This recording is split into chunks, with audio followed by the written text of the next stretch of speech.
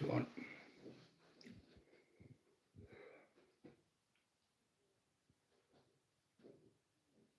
Phone, I don't know what time it is on the phone.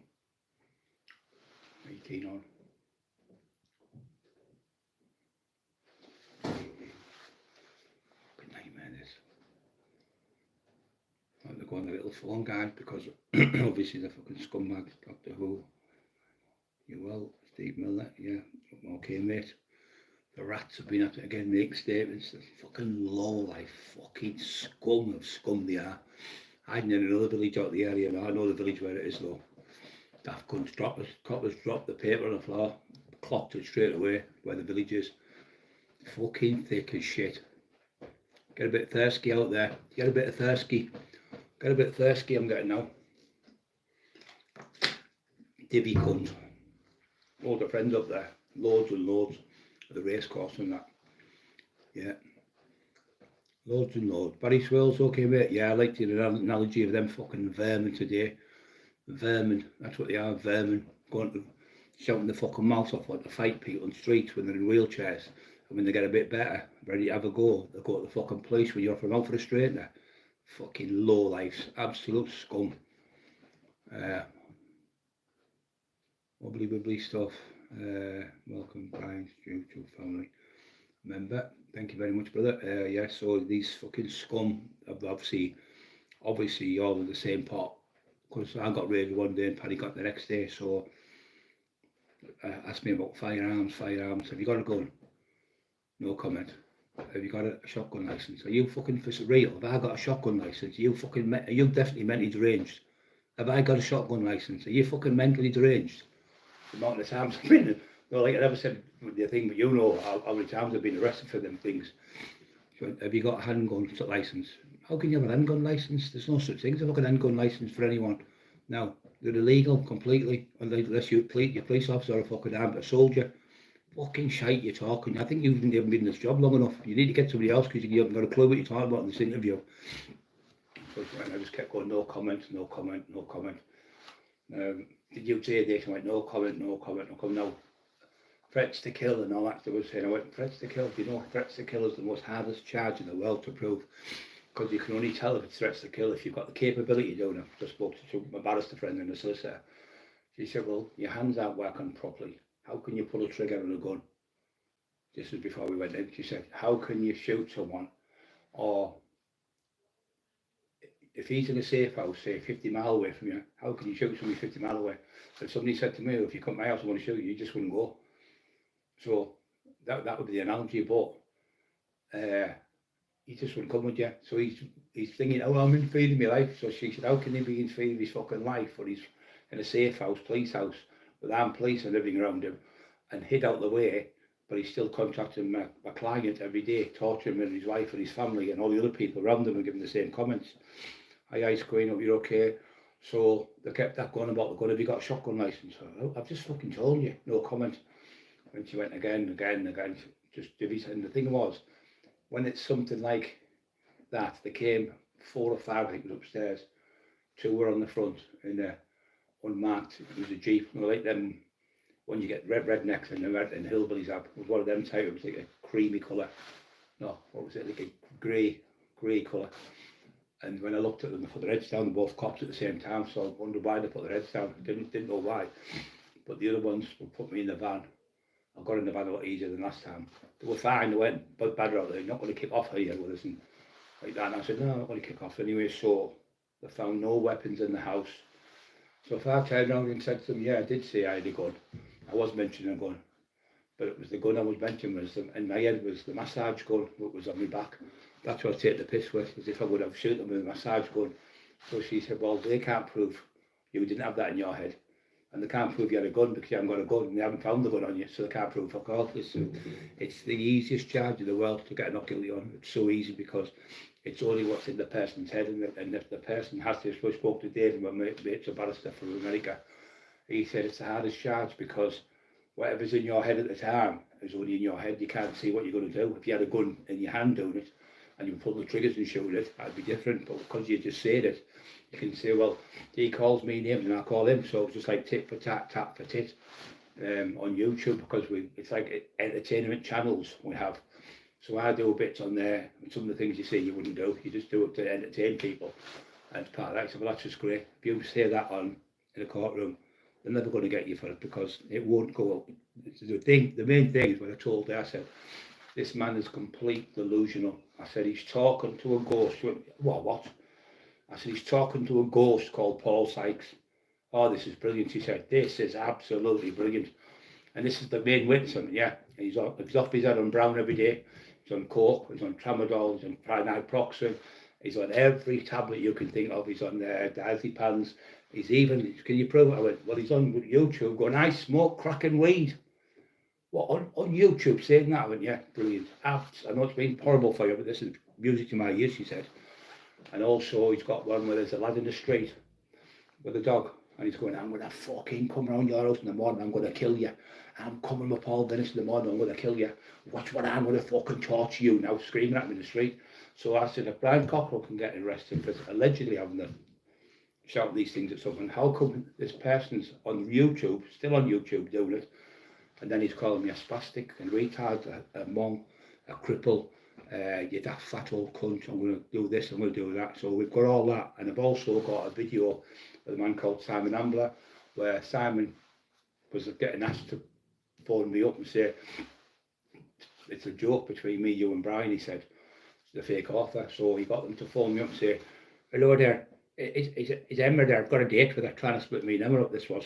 Anyway, the lad phoned again the second week in a row, and it was a Pakistani accent. Is Emma there? So anyway, I told the fake author, his wife, because I was still working with him.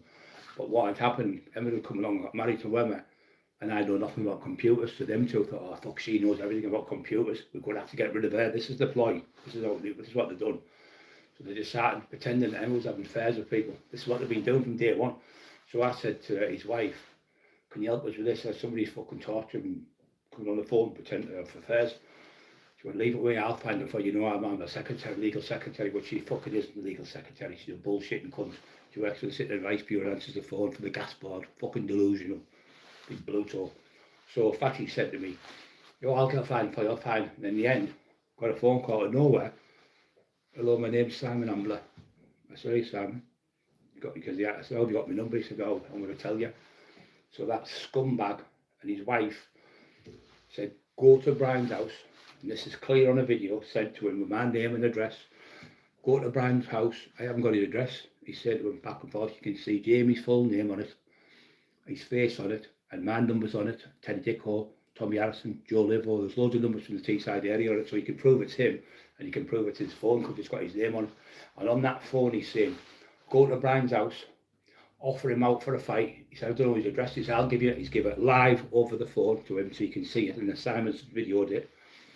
So then Simon says, I realised a couple of weeks, like 6 weeks after I'd done it, they were torturing you. He said, I couldn't do it. I'm a Christian like you, Brian. He said, so if you and your wife want me to go to the police today and admit I've done this because of him, Jamie and his wife and that, I will go to the police station and admit I've done it, even if I get 6 months jail. I'm not bothered. I can't live with myself knowing that you think this is happening, your wife's not having no affairs. I'll do the voices now. And he did the 2 voices. I went, oh, do you know what? You've made me feel great. No, I knew she was best about, but no, for that to come forward, that shows you what Jesus is like. So he said, I even give Jamie a little cross where he was going, and he was going out of Wakefield, he said, because he went to Wakefield. This is like from Wakefield to show him where Paul Sykes was, and he has the cross, and he threw the cross in the bin. Well, they've been bending his fucking hand. That's why I said to Sam. So Sam, the other thing he turned around and said to me was, don't worry about threatening him. Be deadly serious. Go to his door and offer him out. He said, but they'll be shitting themselves. So Sam said, what do you mean they're going to be shitting themselves? He said, well, I got 2 lads yesterday to threaten to burn the house down. We've got that evidence on a computer with his phone and everything. So you imagine this going to the Crown Prosecution Service, they're going to think, what the fuck, the Timber wants charging. We haven't got the police with it. We haven't tried to get people arrested with it. We've still got it. So we've kept that now. This is going to be going to the CPS, so we're going to go fuck. We're going to fuck the police off. Solicitors are going straight through the CPS, and we're going away from Cleveland Police. We're all fucking corrupt they are. Coming to my house again for firearms again, the second time, searched the whole house, everywhere, the fucking gardens, everything. Nothing in my house. Took 2 more phones. I had an old phone, Bobby's phone. They took that, and I had a phone, just a 30 quid phone he had.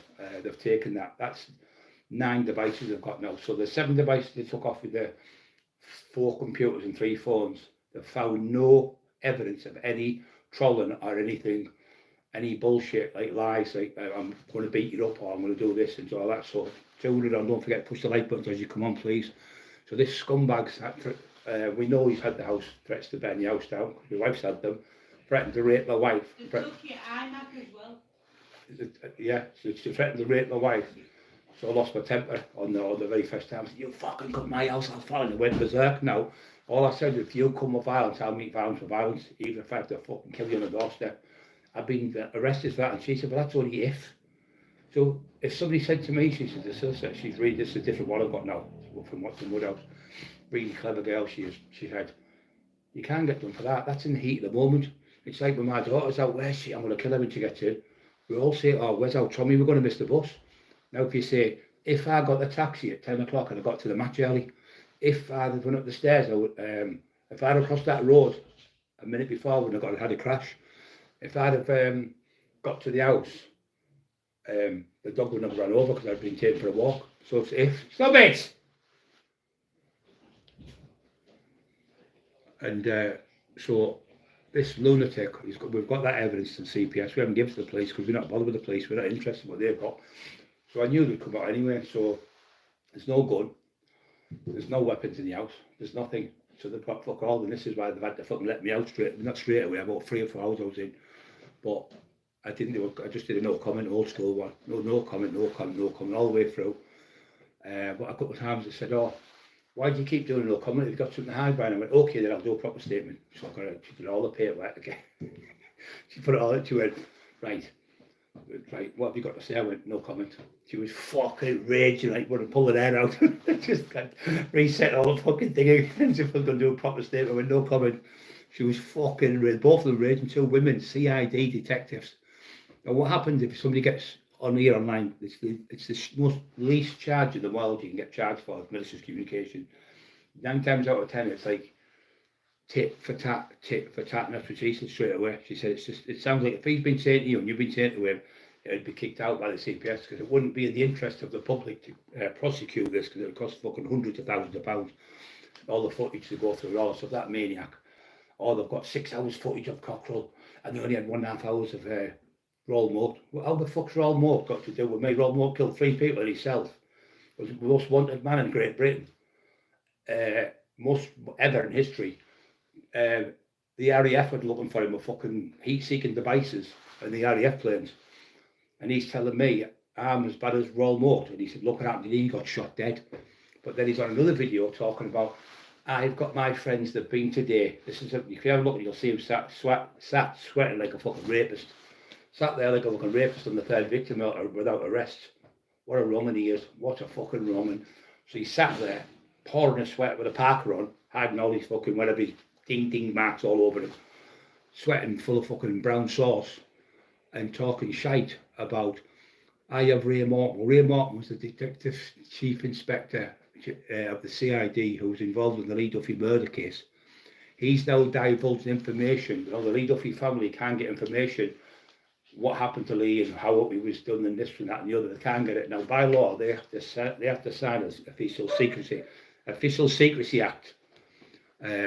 But they sign like a priest does, like a barrister does, like a solicitor. Once you give that to them or a doctor, they can't divulge that information between you.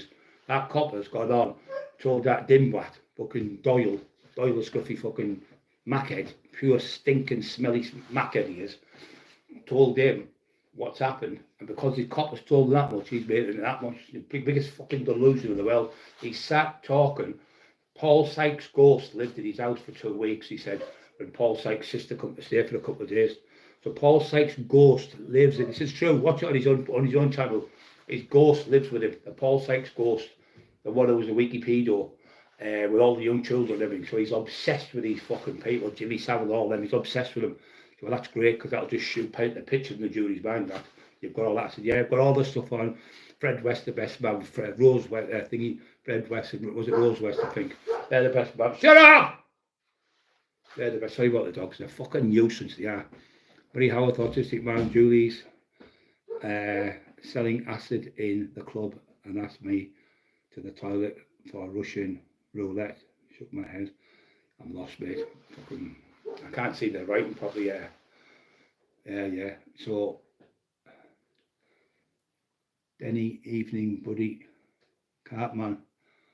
Yeah, thanks, mate. I'm struggling right with that. I've only got that tiny little phone now. So he's talking to the Paul Sykes ghost. So he said, Paul, when I got home, he said, his sister stayed for 2 days, and then the Paul Sykes ghost lived at my house for 2 weeks. He said, I was just sat there. This is on the Jimmy O'Neill show, but I've got this with solicitor. I said, what, you've actually got him talking like this? I went, yeah.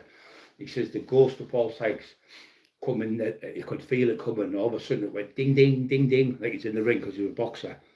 He said, but I never had a bell in the house. I thought, well, how can the ghost ring the bell? It hasn't got a bell. He's fucking cuckoo, this fucker. And then he said, all of a sudden, wow, the glass went by, another glass went by. Next minute, my typewriter turned into poltergeist. He's doing this on the thing, tapping on Jimmy O's table.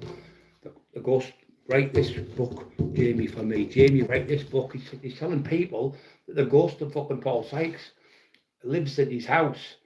And he had to get a spiritualist, not a spiritualist, he had to get a priest, a Catholic priest, exorcism to get him out of the house. He's fucking away with the fairies. And then the next one I told her, he went to London. Now it's the 150-year-old Ripper murders. No one's ever found the Ripperologist all these years, 150 years nearly. No one's found him. He went down to London, like Emma said. Our national treasure, Jamie Doyle, scruffy cunt, went down to London, and with 1 hour, the Met Office, the CI5, MI5, what else was fucking Belgian police, London police, fucking Met police, New York police, all these French police, Belgian police, all police places all around the world, all these top CID people, documentary companies, for over 144 years have tried to solve Jack the Ripper. Our national treasure, Dinbat, goes to London. He says, I know who Jack the Ripper is. He's from Middlesbrough, because when he was leaving London on the ship, he left a doctor's bag with his name and address on it, as if some fucking murderer's going to put their own name and address on a bag with all the murder, he had a scalpel in there, and he left it, and he said, Jack the Ripper's from Murder. I'm going to prove Middlesbrough. I'm going to prove to everyone he's from Middlesbrough. But we're still waiting now, 2 years later, I think it is. But we've got that video evidence of him talking to ghosts and Jack the Ripper, and he's round the fucking bed. He's a definitely mental patient. I definitely think Rampton needs to check the fucking cells, because I think you've lost him there, or fucking one of the fucking nut houses. He's escaped from one of the fucking mental patients. He is definitely mental. Call me delusional. He's talking to a fucking ghost. He goes to Paul Sykes' grave. Hey, Paul, me mate. He's never even met him. He never met him. He's read Paul Sykes' book 132 times. He's obsessed with a fucking weirdo. This is what we've got to put up to. And he just keeps making statements, making lies up about Lee Duffy family. He's just fucking totally mentally deranged he is. Tinfoil Pickering. Yeah.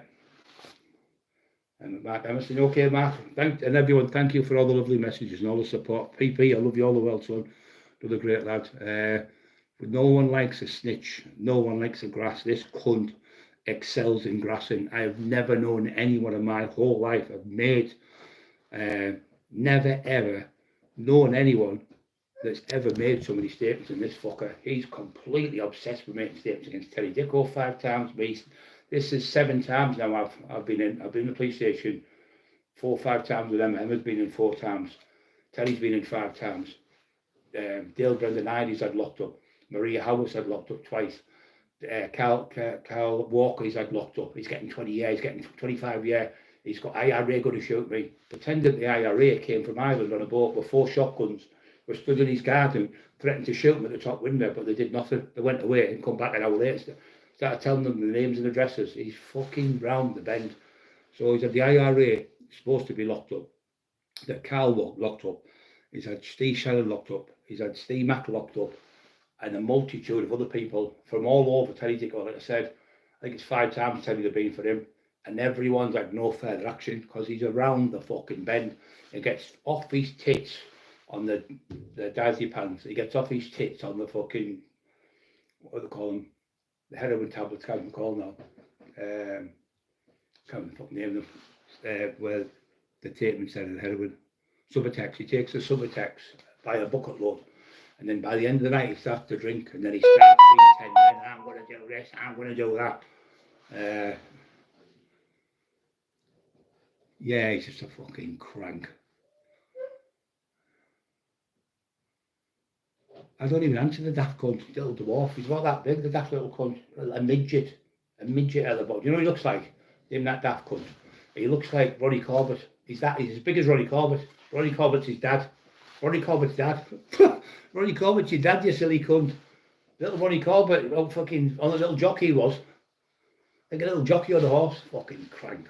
Never got no bottle whatsoever, that daft cunt. Great at making lies up about people, but there's never any truth. Yeah. All hiding, exactly, mate. They're all grasses hiding.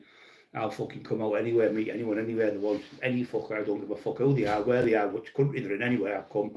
Don't give a fuck. Even though I'm a mess, I can't fight like the old days. But it's funny how these fucking scumbags only wanted to fight me when my hand got bad and I got ill and I had my back injuries, my neck injuries. The little tramps on the street shouting, I'll fight you, when is the da? When is the da? Shouting on the street, going to fight me.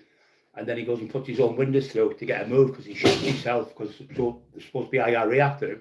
But that was all his delusion. Went for the drugs. Yeah, and the next stupid cunt saying that you made statements. Get it fucking right, dickhead Dryer. Fucking Boyle was countercharged by fucking Caroline Hudson and everybody else. Now fuck off out the chat, you fucking little scum. Little dwarf. How's Donna dancing on the table still? She's still down London. I'll do your dancing for some more cocaine. You fucking crank. At the castle. Do you know what I mean? You want to shut that fucking mouth or I'll blow the socks off you, you cunt.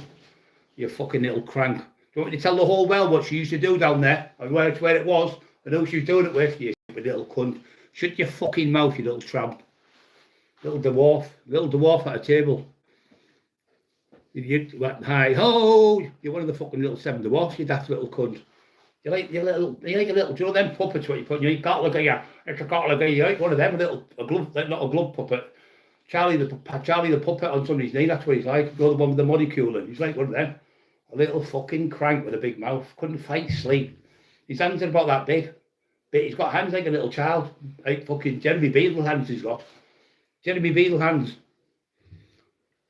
Daft little cunt. I make no statements, you daft cunt. It was a counter statement. It was a counter charge. When they charged us, we put our statements in the counter charge it. Silly cunt. You stupid cunt. And that's how we got off with it, you fucking little dwarf. Little grass, you little snitch.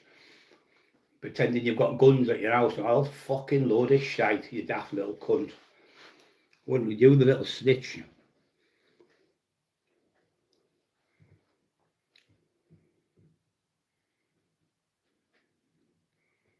Just to keep him off the channel, just a fucking divvy. Snap him in two with a slap, that silly little cunt. Divvy cunt, all fucking mouth, little divvy cunt. Just a divvy. Didn't make no statements, you daft little cunt. But why isn't he being arrested if he made statements? You daft cunt. We made fucking statements against us and we made our counter charge against when our solicitors went in. We give it to the solicitors, when they seen ours, they kicked it out. As soon as they seen the lies he was telling us, they kicked it out. There was no charges against us. What they were doing to sit here, oh, he done this to me and done that, and then get 5 years up my ass for nothing, you fucking idiot. I give my version of what he gave a version of what he was asked what to have done. I give my version and say I didn't do it. That's not being a fucking wannabe gangster. That's all he is, mate. Mark, he's a fucking crap. All he goes on about is fucking Ferris this and Ferris that and Ferris this. He's fucking Ferris didn't even bother with the daft little cunt. Paul Ferris didn't even bother with the little daft cunt. Paul Ferris said this and Paul Ferris should die. He's always trying to pull himself up. Daft little cunt. Fucking little jockey. Little jockey. I'm going to see what he was doing. Ever put the video out. All that time he's supposed to be now friends him and his missus. And they both were talking to fucking Doyle. Talking to Doyle going, I'm just keep the cockerels off your back. Grass and little cunt. You're the grass. Little snitchy cunt. Pretending to be our friends. And then working with the Doyles. All this time he's been with them for this last 7 years or so, whatever it is. 5 years or something. That was 5 years ago that recording we got. We got that. Proof that he was doing it. Bank the rights. Bank the rights we've got. No made up stories. Your voice talking on there. Oh, you mean you could be related? I mean, you could be related. My granddad could have known your dad. Aye, we could be related. You fucking Doyle. Absolute little divvy. Crank. Seen you at the fucking Stairs movie. You were that big. You were sat next to me. You were that big. You were like a fucking 6-year-old child. Jeremy Beadle fingers. You're good at putting the big mouth up here and blowing things up. What's good? Blowing up tonight. Keep going, troops. Yeah.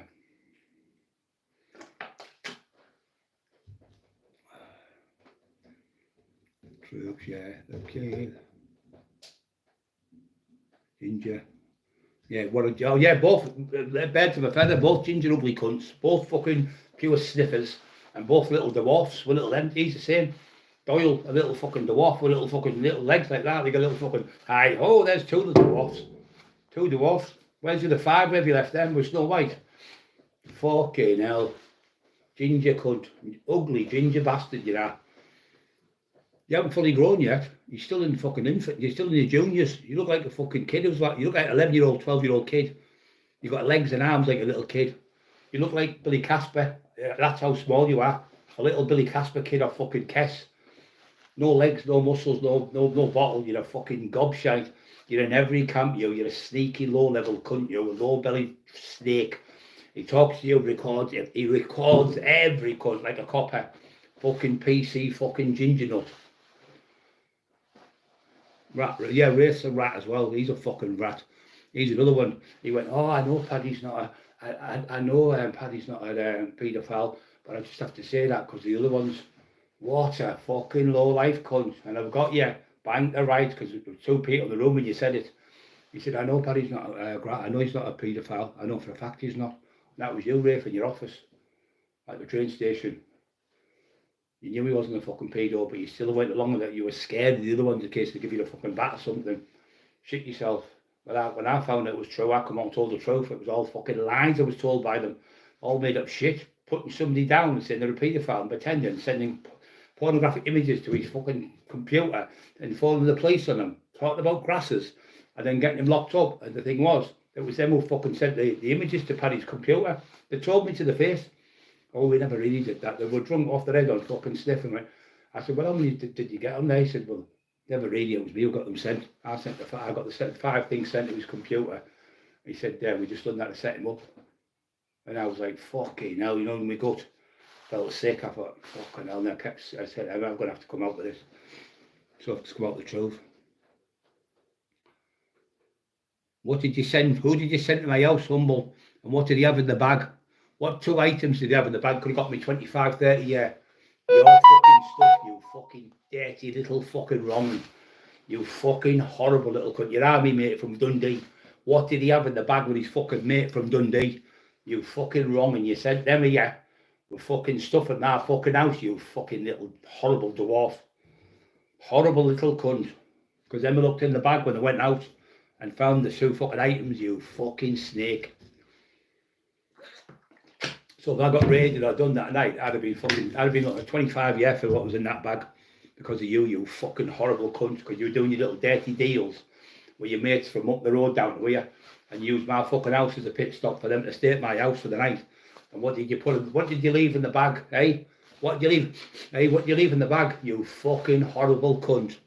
I should have taxed you daft cunt. If it had been years ago, I just took it off you and slapped you, bitch slapped you daft cunt, because I was poor, I couldn't do it. You fucking wronging. You're fucking in with all them fucking wrongings. You're jumping from one ship to another, one to another, trying to talk shite. You can't fight Jeremy Beadle hands. Little fucking was he? Fucking Ronnie Corbett. Physique like Ronnie Corbett you've got. Little Ronnie Corbett. Ronnie Corbett with a big mouth. When you see him, you'll piss your pants. One night he started calling one of our friends on exposure. And I went, he's my friend, and he fell off his chair deliberately because he put it on his toes. He shit his fucking self. He shit himself, that Humble. And he went, oh, I've just fell there, oh, give us a couple of minutes and all that. And he was getting himself back right because he knew what she was going to say to him and he was getting ready to say it. And all that shit about Deck Higgins walking out in the house off his fucking head, Barnacle, walking up and down saying, you raped my 16-year-old daughter. Load of fucking shite it was. Off your Barnacle talking shit, marching up and down with your little fucking legs. pretending you live in a big castle. You're a fucking divvy, you are. A proper divvy. Crank. Made statements, yeah. You fucking divvy. Rat. Little rat. That's a favourite. Now the other fucking rat's been on saying, Emma touched me up when I was asleep in their house today. That's what he's put on. Just a little crank there. Jimmy Cranky, that's his nickname now. Humble is Jimmy Cranky. Jimmy Cranky. Jimmy Cranky. Yeah, hello, my name's Big Man. Man the Big Man. When you see him, I'm not joking. I couldn't believe how, I'm not joking. He's that big, like a fucking 11-year-old kid or something he looks like. His legs are about that thin, no his fucking arms. He's got no muscle in his body at all. All fucking front. No fucking, it's all mouth and talking shit. And 90% of his videos are just made up shite.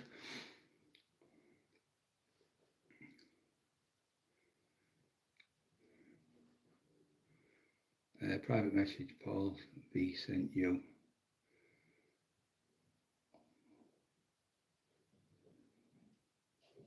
Oh yeah, they're in the Masons as well. Yeah, all the Masons, all the fucking wrong uns. That's why I never went for mayor. Me when they asked me to run for mayor, I had to join the Mason line. Fuck off! I don't phone a fucking gang where fucking people hide their face with the masks. Anyone who hides their face with a mask, one reason, you're either doing an armed robbery or you're a fucking wrong'un, a weaky pedo. That's what you are, a fucking wrong'un. So you don't want anyone to see your face because where you going, secret handshakes, fuck all that shit. I'm in the open, I don't wear masks. I go out unless I do fucking jobs. Why would you wear a mask in the Freemasons? Because the 99% of them are fucking weirdos. We've all heard the things about the children, everything with John Wedger, the copper from London who did the video with me. All know, he said 90% of them fucking Freemasons are all into children, and that's why they wear the masks so you can't pick them out in fucking lineups and stuff. Even each other don't even fucking know each other unless they have a special handshake, but they do. Who the fuck would want to join a gang like that when kids are getting involved? Fucking only Romans, only fucking weirdos.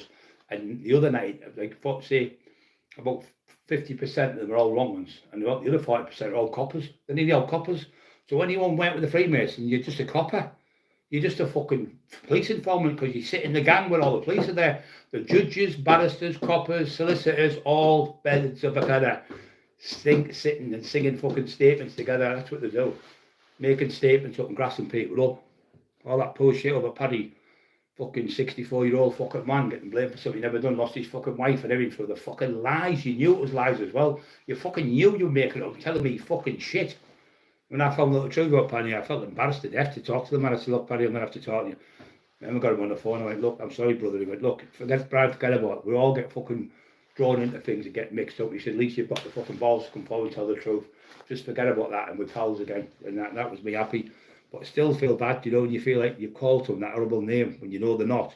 Going to bed on the night, I was going to bed, waking up going, you know, thinking of what have you done there? And anyway, I phoned my church leaders, a few people. I said, look, I got brought into a situation where they said he was a paedophile.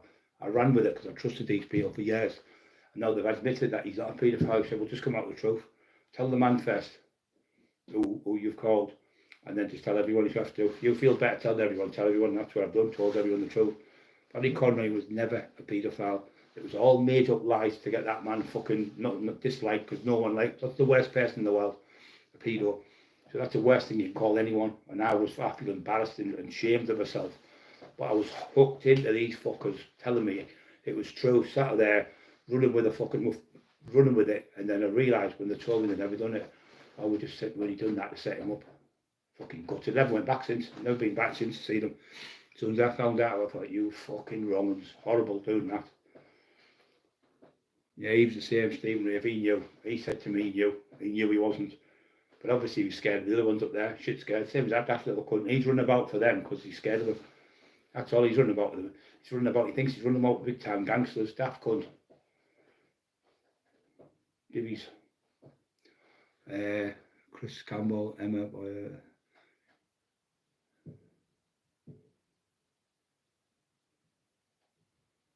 yeah.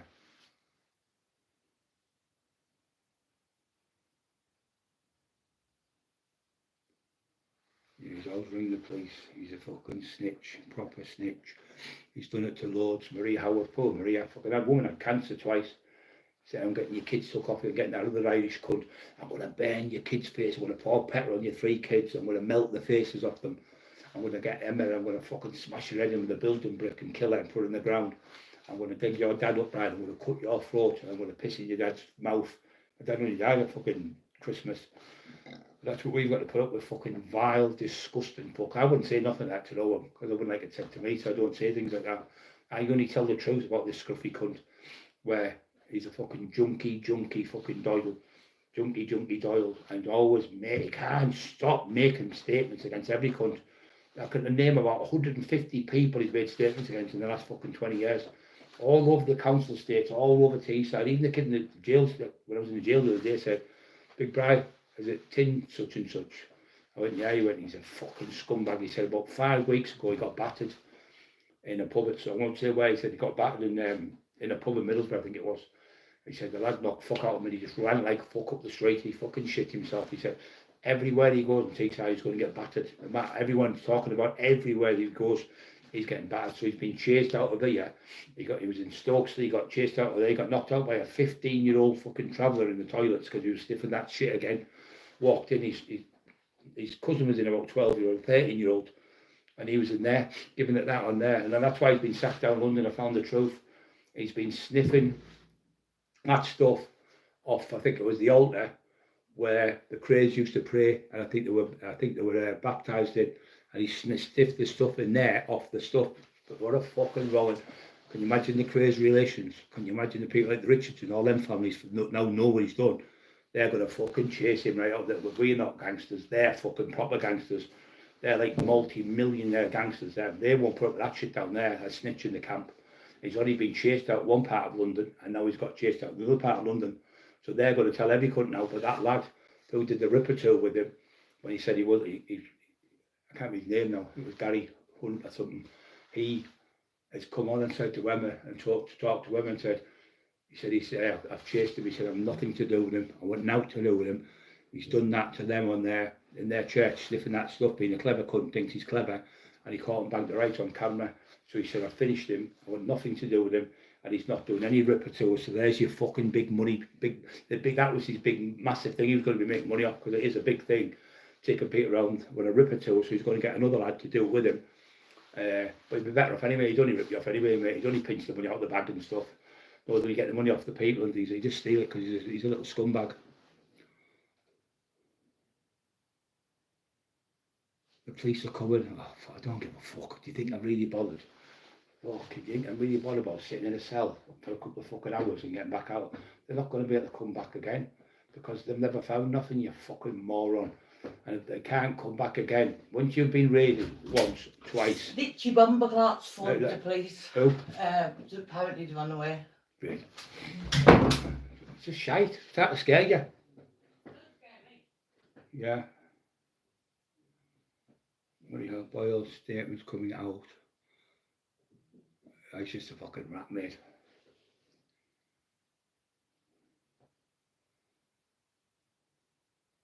It's just his favourite shit. I've been getting locked up. Oh, getting locked up. I don't give a fuck if I get locked up. Autistic man, you okay, mate? Yeah, Barry, you okay? Cindy, you okay? Hope you're okay there. Yeah, this is, all news all know on here. You know I'm not a fucking liar. I always tell the truth. I mean, to come out and admit that I was wrong about Paddy, and to say it takes a lot of fucking courage to come out and say, look, I'm wrong, I'm sorry, and apologise. But it takes a proper man to fucking apologise and put their hands up and say, I got it wrong. To tell the whole world that shows you how much stamp I am old school. I would never call anyone that unless I thought it was real. I really did think it was real until the fuckers told me it wasn't. And then I thought, for about 3 or 4 months, I thought, I'm going to have to fucking speak out. And I did it anyway. The church leader said, absolutely marvellous doing that, absolutely brilliant. So that puts them to bed. But the thing is, they can't get a third warrant to come to my house for a malicious communication. It's impossible. They've already had 2 bites at the cherry. They won't get a third one, the solicitor said, unless it's fucking something really bad. So I can say what I fucking want. I can do what I want. I'm not mentioning his name. I'm not fucking mentioning Mercedes be aliens. Yeah, Julie's my sons. It might be aliens trying to get you. I never get caught. Yeah, PP. The games, humble, plays stalking. Yeah, he's a fucking stalker. He's a fucking weirdo. Disgusting things he says to women. He's a fucking vile, horrible little dwarf. A dwarf.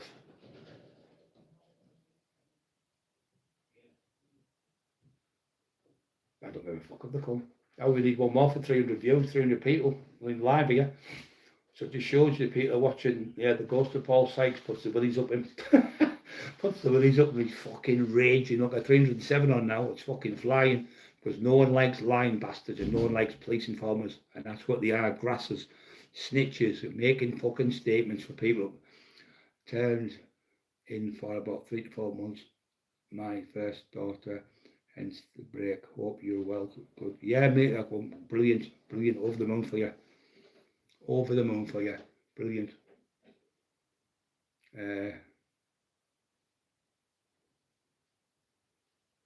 3 to 4 months, had the first daughter. Brilliant. Marvellous. Well done. Hats off to you. They take me, indeed. Hope they take me somewhere exotic. Congrats. Yeah. Yeah, Freedom. Are you okay, Freedom? I'm at the bottom of the pile there, I can see you. Sweating like a fucking... Sweating like him on his lives. He's on his live going, I don't take drugs. He's making it all up. It's all fucking lies. Walking round the fucking twist. He's been talking to me all day with shite, no daft comments. I knew you get hammered, you daft cunts. We get more on the live than you've got on your fucking whole week, you silly cunt. We've had over 150,000 people on already. This month's nowhere near up. And we've had nearly 25,000 people on the 48-hour thing. In 48 hours, we've had just under 25,000 people on. And the other one, the live we did tonight, had 12,000 in 9 hours, I think it was, or 12 hours. So the people listen to us, he goes on, he just talks shite, sweating like you can't understand him, sweating like a fucking don't know what. Like somebody saw, like it looks like he's dived in a swim bath and jumped out and then starts doing a live with that much sweat coming off him. Because he can't do a live without fucking drugs. You can't go and you can't do a rip or two without drugs. You can't go to court without drugs, and that's what the solicitor said. You've got him bank the rights, we'll just go for a frontal test. Frontal test. You can get that. If he doesn't supply it, that drugs, whether he's taking heroin and coke or not, they're in your system for 3 years. The hair follicle will fucking destroy him. And if he doesn't take it, it'll be inadmissible in court, she said. That was the words from her, she said. But if he's admitted that he's on crack and already, the case is over. He's admitted that he smokes crack and weed. You can give that straight to the CPS. You can give the bit where he's threatening to kill the lad. You can give the bit where he's threatening to beat up to over 1,000 times. And you can give him the bit where he's calling you a spastic and a retard in a wheelchair. And you give him the bit where he's threatening to go around the lad's house and kill him with someone else. And you give him the bits where he's threatening to rape your wife and stuff. So that will be enough. You don't need hundreds of stuff. Or that alone will just get it kicked out. And especially when he's on about the ghost, talking about the ghost living in his house, that'll get him out. They'll probably what they probably will do, she said, we'll have to get him a psychological evaluation. And if he's non-compos mentis, he's like away with the fairies, which he sounds like he is. This is music to my ears, she said. I know it's been hard for you and your wife, but it's music to a solicitor's ears. And we've got the top solicitor that does this, Sean something to call him, she said. And he thrives on him because it's the hardest thing in the world to find guilty. But when someone's sending you messages, what they do is they call it tit for tat. Even if you send 100 messages, they send 1,000. As long as they've got what he said, she said, he said, you said, it's called tit for tat, and they kick it out. They won't go in court with a case that could cost hundreds of thousands of pounds just at the end to get somebody a caution or a fine. She said, that's all you're looking at, a caution or a fine, or suspended sentence or something like that. But there's nothing bigger than that you're getting. It's not. I can't see it go nowhere. What I've heard of you today is brilliant. I don't even have to put the case together. All you have to do is give me them few videos. When that goes to the Crown Prosecution Service, they'll think, wait a minute, he's on about shooting, so he's got no gun. He's on about fucking getting Brian beaten up. That's physically. I've got my men 40 times to phone you. I got Mick Sorby 30 times. I got Richie Austin 26 times. I got Paul Venice to phone you to offer you out for a fight. You wouldn't fight him. He's done that about fucking 200 times. But it's over thousands of times he's threatened me to get me beat up. But when I've spoke to these people, I said, no, we've never said that. It's him using our names. Same as Carol Edwards, we've got her as a witness, we've got Terry Dicko as a witness, we've got fucking any amount, we've got the dog walker, we've got loads, we've got Simon Ambler from Wakefield. We've got people from all over who'll go to court for us. Once they put their statements in and goes to the CPS, they'll see theirs, especially the one with Simon Ambler, where he's threatened to burn the house down. And he said, I haven't got his address. And Jamie's going, I'll give you that now. Here's his address. Be deadly serious.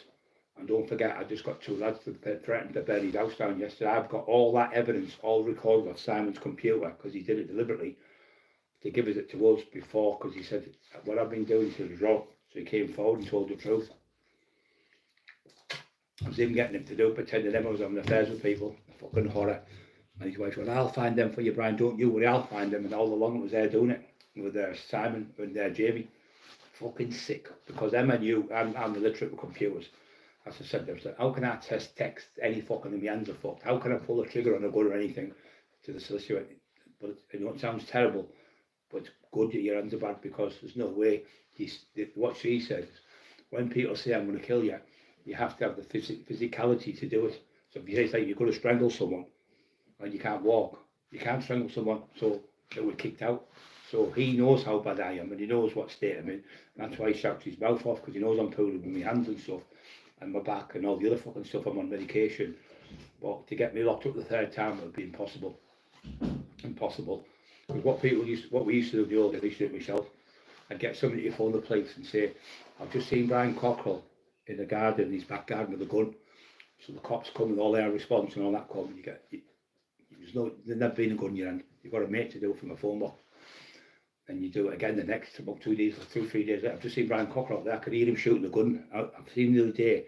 Now he's shooting the gun out the back garden. So they come the 2nd time, 3rd time, they can't come. Sunset told me, Craig Beer said, if you get somebody to phone up 2 times, once they've been out twice, they can't come the 3rd time. It's impossible. And if they did, you'd be able to fucking sue the arse off them. But she said yesterday, we'll sue these now, Cleveland Police, for harassment. You've been on this now, she said, 16 months.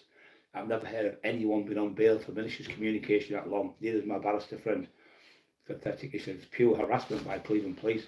But the main thing I was going to fuck him is when he said Ray Morton, Chief Inspector, ex-Chief Inspectors, liaison with police now in Stockton Police Station, the Mildred Police Station, where the colleagues are all get together, and the old police school, even though some of it could be shit, he still said it. So, I offered Decker out when I was fucking. Decker, he offered him out before I was poorly about 5 years ago, and he phoned the fucking police on me. I put this, you could hear them. He said, there's a police there, Brian Cockerill. So, yeah, if you look on my YouTube channel, you'll see where Decker's phoned the police on me twice, trying to get me locked up, but I have to fight him up fucking up there before I got the operations, about 6 months before I went to the hospital. He shouted his mouth off, so I said, I'll come and meet you tonight. I'll come to Gisborough, what was it, where he lives, fucking Carlisle. I'll come to Carlisle to fight you. And I'll fight you, we'll fight on there in Carlisle. He went, okay then, and the next minute he's on the phone. Dodgy Dave was with him at the time. He's going, Dave, who have I got the phone? He goes, Brian Cockerill. He says, is that the police? Yeah, can I make a statement on Brian Cockerill, he says. And he said, gee, went, oh, can I come? I'm going to go to the gym festival, come back and make a statement. But you can hear them grassing me up on the phone, going to grass me up, because they're all talksy. And when they go to fucking do the walk, they haven't got the bottle. I thought, fucking legends, not fucking divvies like him, he can't fight. One fucking right uppercut, a left uppercut, took his head off the stupid cunt. He's got no hand speed. Idiot, he's got no footwork, he's got no body, he can't move and out. But that idiot Oil, he's been offering me out, wanting to fight me. And when I went, right, fight accepted, now I've got a bit better, I'm not in the wheelchair. He's ran to the police and grasped me up multiple times, not just once. We've got fucking statement after statement after statement of him. I've been in the fucking police station 5 times. 6 times, I think. I've been in 5, I've been in 4, I think. I've had to go in, I'll put them up tonight. You can see where I've had to go in the police station multitude of times where he's saying he's getting me locked up. The police are coming to get you in the next hour. He's been telling everyone for the last fucking 4 years I'm getting locked up and going to jail. It's just all shook, it's all shit. It's Paul Sykes is telling this. You've got to blame Paul Sykes, it's him telling him. Yeah, 4-door on.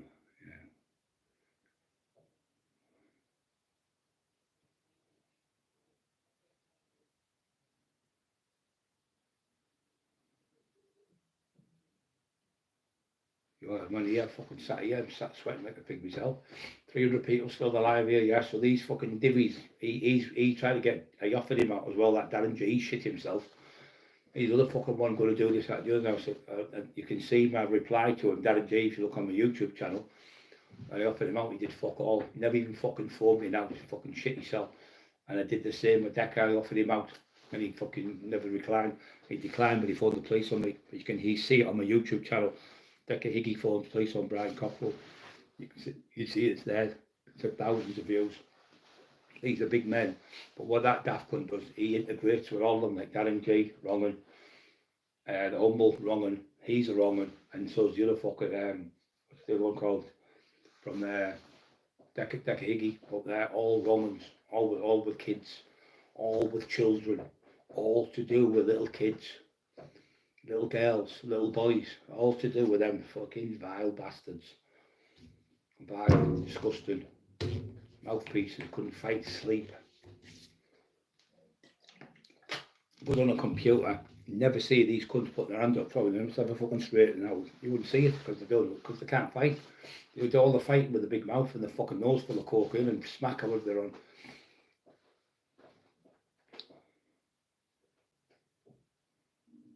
Yeah, I know quite a few myself there, mate. I've been up, like I said, I was in jail there with a few good lads up Cumbria way. I was with Simon Kendall, he's a good lad, big rugby player.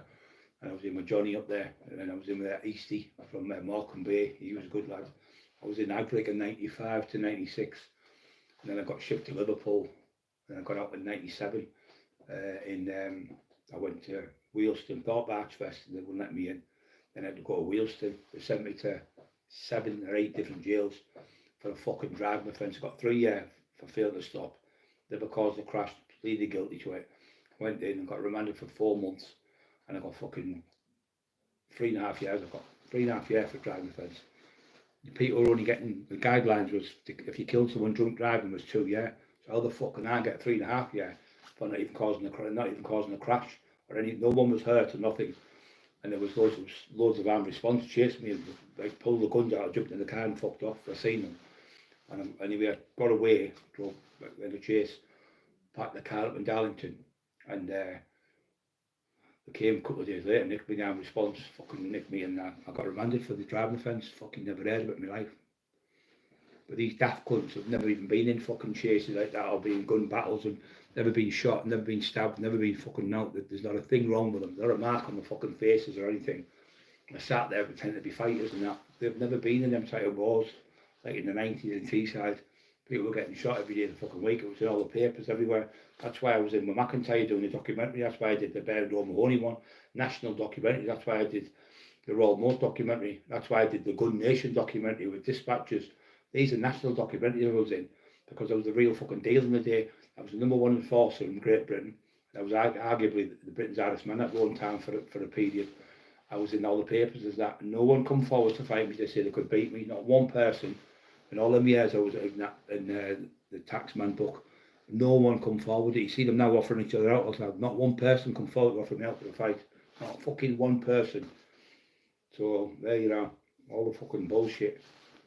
And the people I did fight, I beat were top fighters, not divvies, proper fighters, like Matt Legg will tell you, like Norman Buckler will tell you, like Big Joe Egan will tell you, people like that, like Marty Joseph Taylor was a boxing legend, Big Dave Garside, people like that, Lee Duffy's family, fights with Lee and that, so I had a fight with Lee. These fuckers couldn't imagine them fighting people like that. They couldn't fucking last, they wouldn't have the balls to get out, they can't start this fight with somebody as good as that. Legendary fighters, Danny Butte always rates me as the best fighter. That's them, their opinions, and if they want to say it, that's up to them. It's not up to me. But they're saying that. And the people at Teesside say it. Everywhere I go in Teesside, like the kid yesterday went, yesterday before was it, when I got nicked, he said, Brian, you saved me. I was fucked on the drugs. He said, and I got off them through you. And the cop was like, oh, that's good, Brian, you're helping kids and all that. I said, oh, Brian, there's more than the fucking government's doing. And the cop was like, oh, yeah, it's good what he's doing, helping people. The kid he was only a little kid, about 30-year-old, just a nice kid. He come over and shook my hand. Another kid come and knew me. Can I shake your hand? Of course you can. He said, the price of fame, big fella, the cop. The truth be told was that this sergeant, I could see in his face. And what do you think? He went, there's nothing here. He said, the evidence they've got, what evidence have they got, Sergeant? He went, tell you the truth, they haven't got any. I said, they must have evidence that nicked me. He said, no, they've got his word on the phone. Straight away, I just thought, how couldn't they just go on that smelly cunt's word, because he's done this to multitudes of people and got them locked up and been paid for it, the fucking snitch. down London asking people, did you know who murdered this one? The lad went, get the fuck away from me, get away from my fucking building now, get the fuck. Did it with Stephen French. He fucking chased him from Liverpool. Don't even fucking think about coming to Liverpool. You fucking don't come here, you'll get battered. Chased him again. Got chased out of fucking Wakefield by Dale Brendan Hyde and them. Everywhere he goes, he gets chased. Daft Gun, he got chased out of Hartlepool. The Hartlepool lads, they've all chased him. Everywhere that weasel goes, he said to it, Vulture, it was the European kickboxing champion, the real deal, not all these fucking daft cunts and make it up. And Vulture used to train the kid in Blackhall, nice lad. And I knew him since I was 8-year-old, so he said, do you want to do a documentary? He went, yeah, I'll do a documentary, mate. Yeah, Chava. And he went, mush. Yeah, mush, because that's the way they talk, Hartlepool. He said, yeah, well, I'll do a book with you first, and I'll do a documentary, but I want you to do me a favour. He said, will you go on the internet? Like he said, with Big Ed Eddie, Big Eddie Elwood, what a fucking dink you look now. Big fucking Santa Claus beard, pure white hair he's got, Santa Claus helper. So he's gone on there talking shite with that daft cunt, pretending he had a fight with fucking Lee Duffy and threw him out of a pub. What a load of fucking shit. Lee Duffy would have tore your fucking head, you knocked you clean out, you fucking big doorball, big daft village idiot. And kept guilty, all of them are calling him, every fucking slagging him everywhere you go, and they're calling him, what a load of fucking shit, absolute crap. Made statements against me, you fucking snitching. You had armed response in the fucking club, all fucking dressed up as doormen. 20 different armed 20 CID undercover drug squad and armed response in the club for me and Ernie, because we were supposed to go down. And when we did go down, they had an Azuzi troop on one side, with 2 armed response in, and a Azuzi troop on the other side. And everyone in Stockton will tell you the same story. They made statements against everyone. They were fucking known grasses, talking shite. And he said he'd give me somebody £500 30 odd years ago to knock on my door and ask me out for a fight. What a load of fucking damn. That's like say probably 1,500 quid, two grand now. It'd be like saying to someone, there's £2,000, mate, we'll knock on that door and I'll tell him I want to fight. You just keep the 2 grand and phone the person up on the phone. What a load of fucking garbage you talk. You just look like a big doorball. Big fat doorball with a big puffy coat on. Died his big fat belly. Gobshite. Never had a fight in your fucking life. Never ever had a proper fight. And when you did have a fight, you grassed them up. You made statements against them. You made statements. The lad knocked your teeth out. You put the lad in the back of the car. You grabbed his legs and got the cops to put him in the back of the van. You were fucking wrong. Proper wrong and you like. That's why Alfie Dolman fucked you off. That's why your best friend fucked you off as well, you big daft cunt. Sat with a police informant grass, making fucking lies up about me, you daft cunt. Because you haven't got a story. You told everyone you won the world. You won the Mr. Olympia Mr. Universe 6 times and then the other way it's 5 times. You just keep changing the stories. You're a fucking big idiot. Big village idiot. You sat in the other village, that daft cunt now. Robocop 1, 2, 3. The trot tonight being lovely weather. Glasgow boys top. Yeah, the Glasgow boys. I'm just down the road from there, Coatbreg, near bother. Yeah, don't forget. 3 dots, 2. Yeah, don't forget to keep putting the thumbs up, guys, everyone. And yeah, these fucking muppets won't have a go when you're at the end of your tether. At the end of your tether, and you snap with the cunt and you start shouting them. Then they run to the fucking police, man. Come on, they've run to the fucking police and made statements against me. The both of them have done them. With Andy's fucking daft mate, the bodybuilder. They haven't just come out because of that scruffy cunt swear. They've come out, he's done it as well.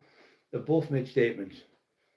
He'll back him up. He wouldn't have made the statement. He's one of them behind the closet grass. Makes them up, phones them up, tells the certain ones, and then they take his information. He's done it multitude. He got chased out of Redcar. All his doormen got battered in Redcar and got chased out of Redcar. And the lad offered him out called Dave Gildon. He wouldn't go on the beach with him. He shit himself. Absolute diarrhea himself. The whole of Redcar was talking about it. Then Kevin O'Hagan was waiting for him for. Kevin O'Hagan was waiting for him for fucking 6 months back and forth. He kept beating his doorman up, and Eddie never come through.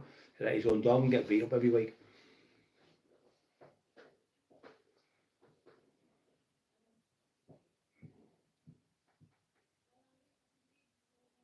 Special unit witness protected perfectly well there. Yeah. So yeah, fucking making lies up about people just to try and get them to bull themselves up because they've never been in that league. And there's no fucking top fighters like there used to be in the old days. There was fucking hundreds all over every state in the old days. because everyone was into fucking fighting, everyone was into like Rambo films, everyone was into fucking Terminator, Arnold Schwarzenegger movies, everyone was training. It was a different culture now. Kids at 12-year-olds fucking drinking, smoking joints all day. They're not fit like they used to be. So just now they've got no bottles, so they'll carry a knife or a gun. They can't fight because they've never been to the gyms to train. Well, we used to train as kids in gyms, at boxing gyms. You're like fucking 6, 7, 8-year-old. So you get to learn stuff and go to. I used to do karate when I was a kid, 9-year-old. Where Bob Cumber and Redcar passed away now, lovely bloke.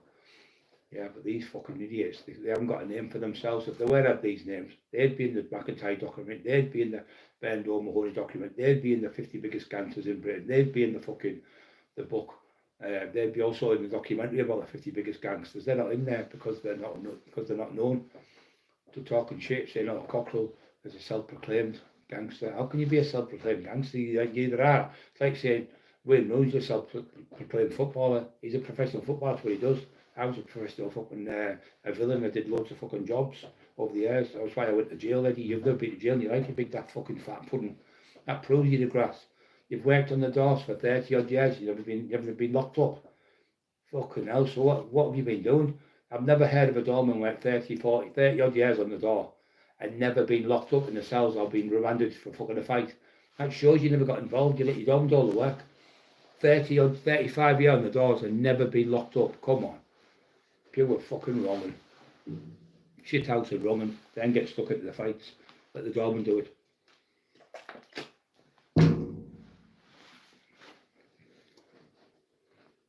Peter the Box, you alright, Peter? I've seen you. I haven't been coming on the thing, phone, because she's got me new phone. My hands are too fucking big for the phone, so I'm trying to text, and my thumb's touching one side, my fucking palm's touching the other. Fucking phone! I'm going berserk with myself upstairs.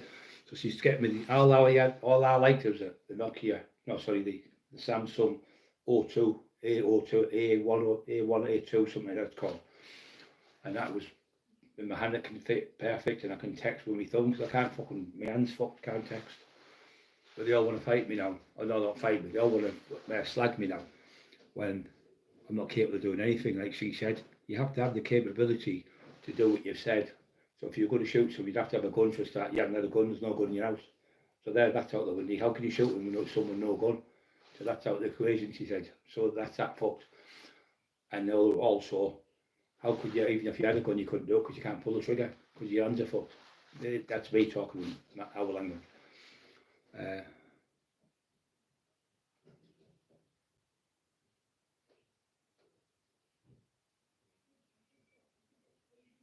They were more ruthless then because most of them were all just ex-army screws.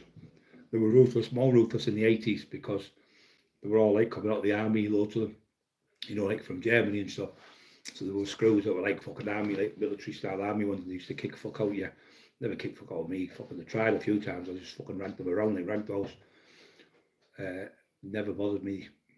But yeah, in the older days, they were like the 80s, 50s and 60s, 70s, 80s, they were cunts. They kicked people to death in the 70s and 80s and get away with it. There's no cameras out then, see. But now there's cameras everywhere in the police stations and everything now. They can't get away with it. They used to also slip. He misplaced his feet and he slipped on the stairs and broke his neck. That's what they used to do. And they used to beat you up and then move you to another fucking jail and not tell your family where you're at. So by the time they get to you, there was a thing called, I can't recall them now. There was like about 5 or 6 people come on and looked after you, like, I can't remember the fucking name of them now. They came only now and then, but they was always being moved to another jail. By the time they got to the other jail, the bruises had gone. Oh, they were horrible for doing it. Just gravy train, it was like you'd move you around 4 o'clock in the morning, put you in a cell and put you in a paddy wagon and fucking move you down to another prison, right, fucking 300-400 miles away. But that's what we were done with me. They put me right up to Haverick, then they'd be at Liverpool, they'd be all over the fucking place. For a driving offence, the white collar crime. Fucking white collar crime, we'd fucking do 3.5 years for it. But that shows you, that's what people said. You can tell Brian Cott was on made statements. He got 3.5 fucking years for a driving offence and sent to 7 or 8 different jails. Fucking, I've never heard of anyone getting that much jail. The only time you get that type of jail is if you kill someone, like drink driving or dangerous driving type of thing. But yeah, just because it was me. And that's why there's no place coming here tonight. He's just a divvy cunt. His tactics are shit.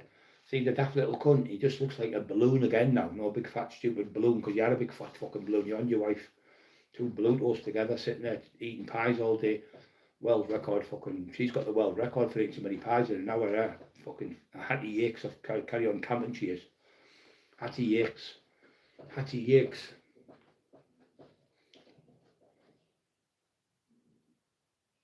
Yeah, the cunt's taking the piss. Imagine even, it just shows you them coming on going, we've got the police on you, they're coming to your house. It shows you what fucking low level scum they are. John LeCraig, you okay son? Lovely lad. Green coat.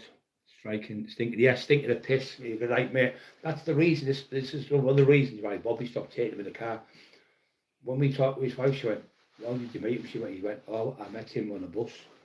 What do you mean on a bus? She said, ghost train, that's it, right? You're right, mate, ghost train.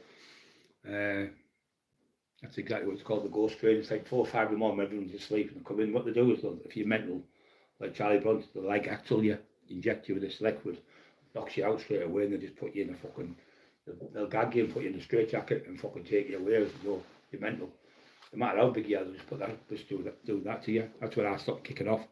Oh fuck this, I didn't look like fucking Charlie Bronson. I just kept, didn't do me told, I didn't be told, but obviously the second time I went to jail, I realised you can't beat the country, you better just doing, if they tell you to do something, okay boss, we'll just move it on, and then bite your pride a little bit, but you're going to have an easier jail. If you try and rock the system, you can't win it, it's impossible. So when you have a fucking shit jail, no telly or nothing, it's not worth it. I always tell the kids, just fucking, you put yourself in here, you've got caught doing, you're doing what you call tax, you're doing a bit of tax now. You're paying your tax back to society by getting caught. So just get on with your jail and fucking you'll get out quicker. Don't start arguing with them, just fucking get a little bit of gym done, get in the training, do sit-ups, press-ups, do a bit of shadow boxing in your thing, get watching your routine, get in a routine every day, it flies. Jail flies in the end. If you're sitting about fucking, oh, wish I was at home with mum, wish I was this, that, just drags and drags and drags. You're better off having a laughing joke, getting somebody in the pad who, I like my own pad, I always get my own pad, the screws. When you're a dangerous prisoner, they class you as me because of who I am.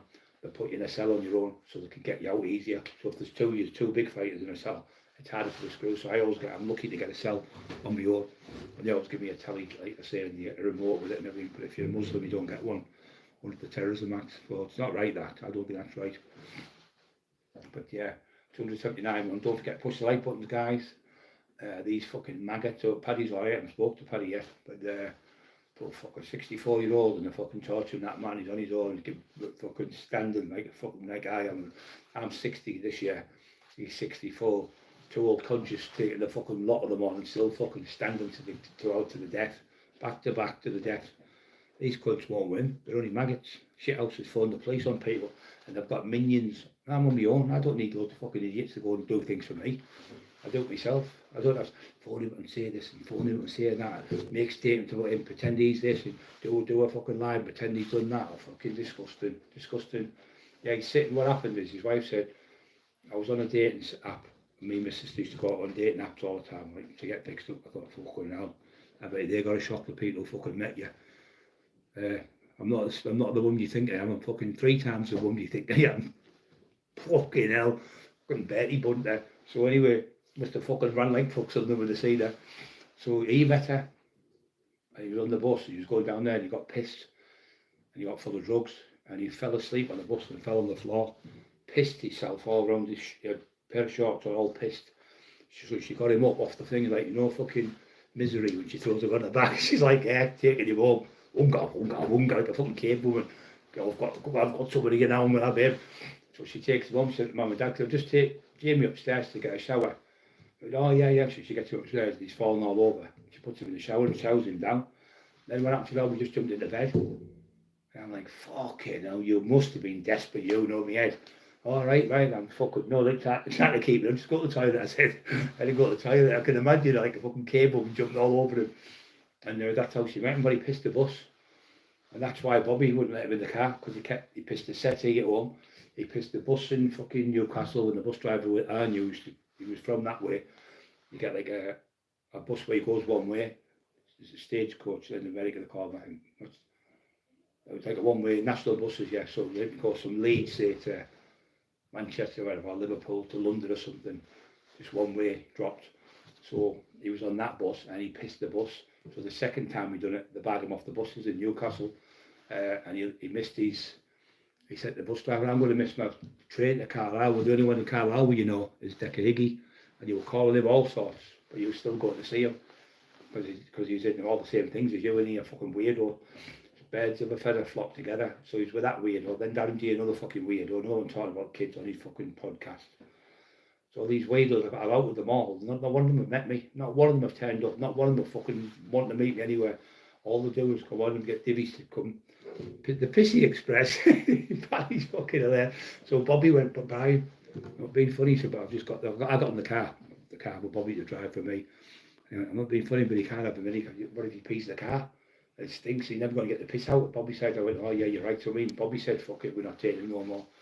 He never once, and not about fucking, he must have had about 200 lifts off me. He must have had about 30 fucking dinners off me. He never once, apart from one, sorry, he bought me a dinner for £6. And that was the day when I went to the fraud squad with him in the door, Middlesbrough, where he ripped the door off for £15,000 when I went as a Mackenzie friend for him. And they said, look, you've got a change of circumstances here in your door. You haven't let us know. You've changed from Northallerton, you've changed to Stokesley, and that's what the village is, Northallerton, Stokesley, all in villages, you keep going to different villages, and what you've done, you haven't told, your wife said £1,000 a month on the first of every month for 12 months, that's 12 grand, your door money, and you've also had another £1,000 in your bank, that's £24,000 in 24 months, you shouldn't have that much money in it, you're only supposed to have 12 something, you've had nearly double, and then they said, you've also had a £3,000, that was a Lee Duffy book he sold. He told him, he said, oh, what it is, he said, I was given the money off Rob Brent and War Cry Publishing to interview type boxers. What boxer? He went, oh, Tyson Fury, I interviewed Tyson Fury. I went, oh, for fuck's sake, what a lying cunt you are. You're going to get, and put my hand on my mouth like this. And the bloke looks at me and went, can I just stop you? I'm a boxing enthusiast, he said. He looked like old style, you know, the Sweeney. He looked like that, black gel. No, you're still on. Right, so wait and cancel. Everyone's going to be gone now. No, they're all on there. So there's just there's a connection, went a bit funny. Right. Yeah. It's gone, still not working. Are you can hear you, Brian? No. The thingy's going wrong now. It's frozen, it's in. Oh, it's starting. Can hear you, Emma. Yeah, Gillies. Right. So it'll catch up and your picture will change.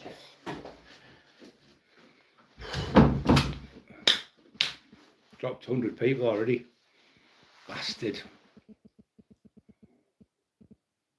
It's not working. No, they can hear you, Brian. It's just a picture that's froze. They can hear you. You alright, everyone? Can't hear me. They can't. Gillies is saying can hear. Can't hear him. Just frozen. Can't hear him, just frozen. Yeah, they can hear you. It's just frozen.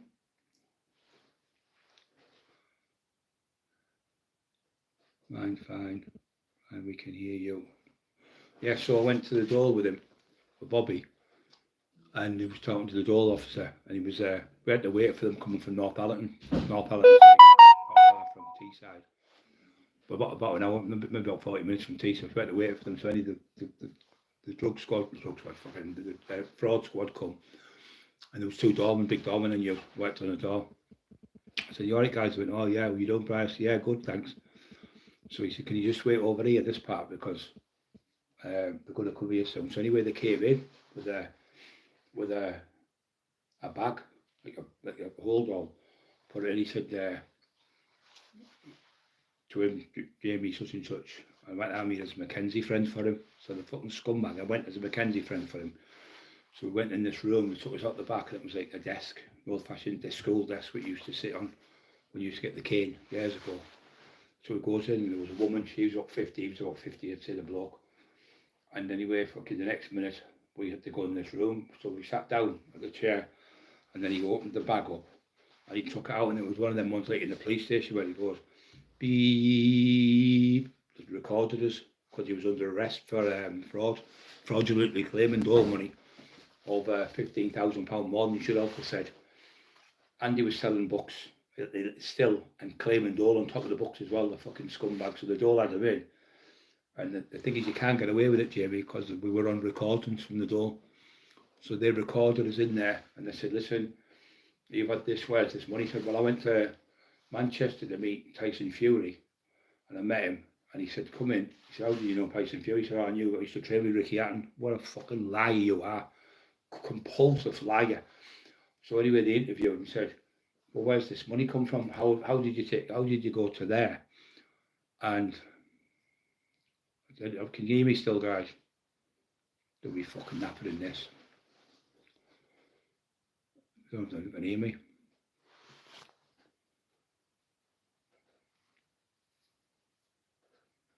Can't tell, can you hear me? I can't fucking tell the phone. I can't understand why it's not working properly. Fucking nightmare this. Troll alert. Is that what it is? The fucking trolls. I think they're blocking the fucking thing somehow. Fucking horrible, and they can't stand you doing now, can they? They're fucking evil. Peter Brooks. Yeah, mate.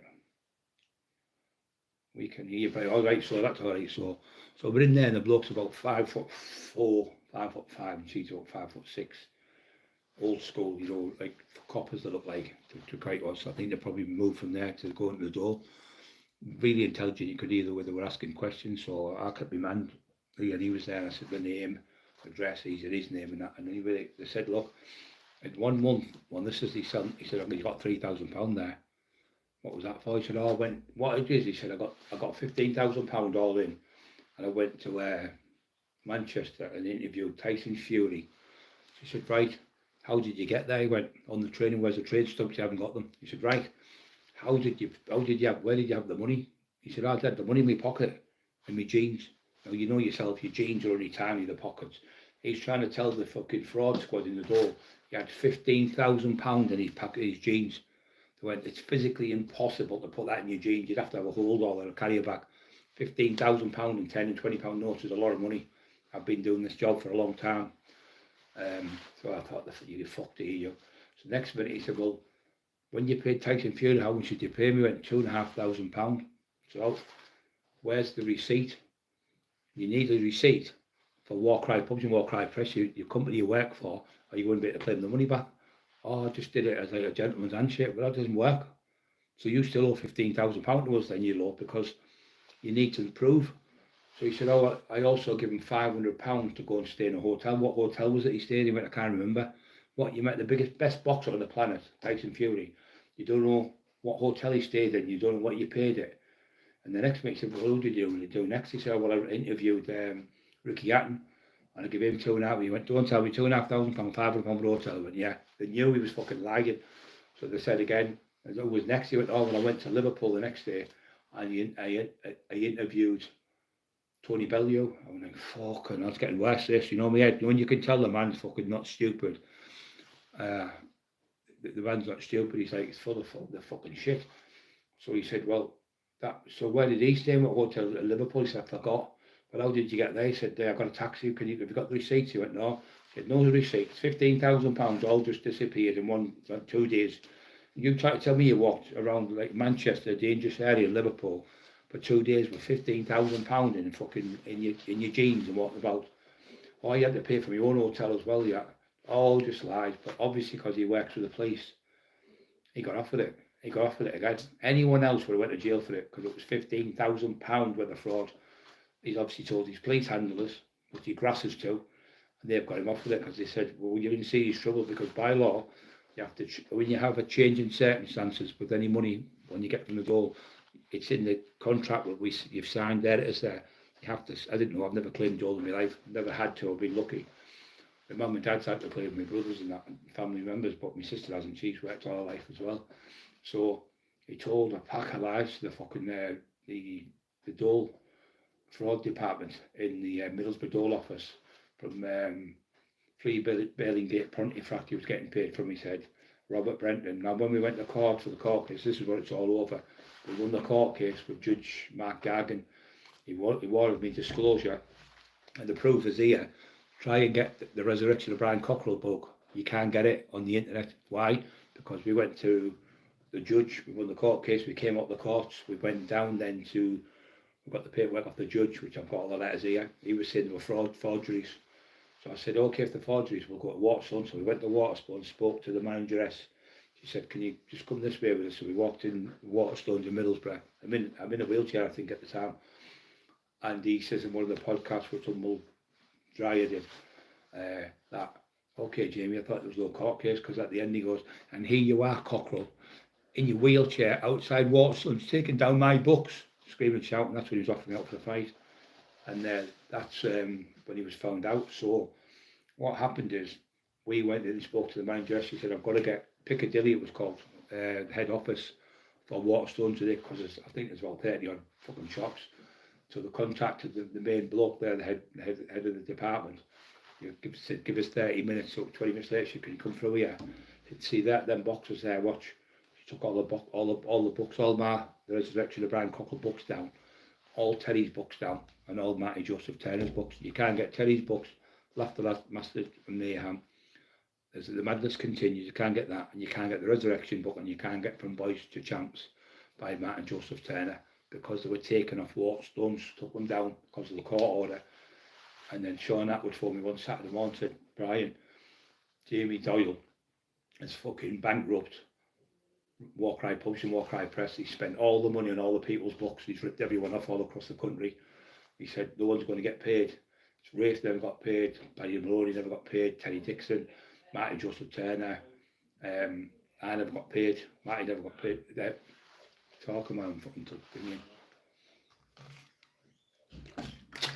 So no one got paid. That's why we went to court and took the court. We won the court case, and this is what this is all over. I told the solicitor that, that's what it's about.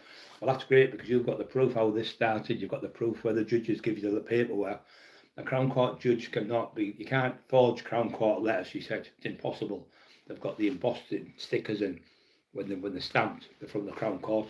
And if you did, well, what he did, he recorded the courtroom hearing and put it on the internet. So the judge sent a letter to me. This was Judge Mark Gargan, because Judge Cook started with the first case, and Judge Cook said, Mr. Cockerill, you can't sue Warcry Publishing, Warcry Press, and Jamie such and such, and Rob Brenton, the owner, because the company doesn't be registered in Companies House. Therefore, it's not an entity. So therefore, it's fraudulent. So they had to amend it. So they changed the companies from Warcry Publishing, Warcry Press to Rubik's Fan the Flames. That was the umbrella company they used. So we had to start again, and they had to give me the paperwork in 21 days. He never gave me it. So the judge ordered it. So him and his wife pretended they went to the magistrates. Now the magistrates, you can't have a civil court here in the magistrates because they're a criminal court. So him and his wife are just compulsive fucking liars. I proved that. So the both of them pretended they went to the magistrates. The great thing was, for me, it was great. That year, all the courtrooms were shut down apart from the Crown Courts, where the judges were doing the civil cases in the chambers, and you had to go on the phone, BT Meet, and you give your name, and you'd say, Brian Cockerill's entered the conference, Jamie such and such entered the conference, and you all talk, and the judges asked me what I wanted, and you could hear each other talking in the courtroom, but we weren't there, we were at home and at our own tables, or at our own fucking desks. So then he said, as of today, Jamie such and such has been charged with contempt of court for putting explicit courtroom hearing and recordings out in a Crown Court, which is against the law, under section blah blah blah blah blah. He said, as of now, if you don't take all endeavours to take down these illegal court recordings, you will be charged with contempt of court. He has been charged already. He said you've been charged with contempt of court. If they're not taken down in the next 2 days, I think it was, you will be given a fine or a custodial sentence, or both. Within 2 hours, everyone was taken down. Pure fucking little fucking rat. So he's tried every trick in the book to fuck me and my wife up with everyone else. All the lies he's told. We've got all the court records and everything proof. But he's shit company. We don't even exist. So these people, every one of them has done books with. Richie Horsley's done 4 or 5 books. He's not been paid. Mick Sorby's done 2 books. He's not been paid. We got ripped off. Paddy Maloney got ripped off of him as well. He conned him as well on money. Terry Dicko never got paid 2 books. I never got paid. The documentary I didn't get paid for. I haven't been paid a penny for the documentary. I haven't got paid now for the Kindle or the audio books. He's kept every penny because he's on the fucking brown. That's why. He's on the brown and the white and everything else. He's a fucking scumbag. And these other people are doing books for him. You'll get ripped because you can't help yourself. You're just made that way. He's just made that where you can't help yourself from ripping people off. Mark Emerson. It is a small world, mate.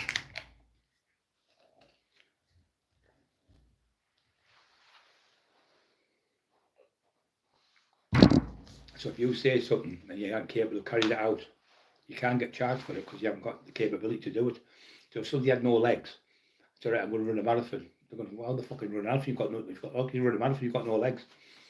So you have to be capable of doing and doing the to perpetrate what you've said you'd do. If you're not capable to do it, obviously it's just been said in jest or just in the heat of the moment type of thing. But you can't get charged for that because the nice good thing as well is when I asked for the evidence, they said, well, where's the evidence? I went, oh, Jamie's given us the computer, but on the computer we can't get it to work properly. So that looks like God again helping us.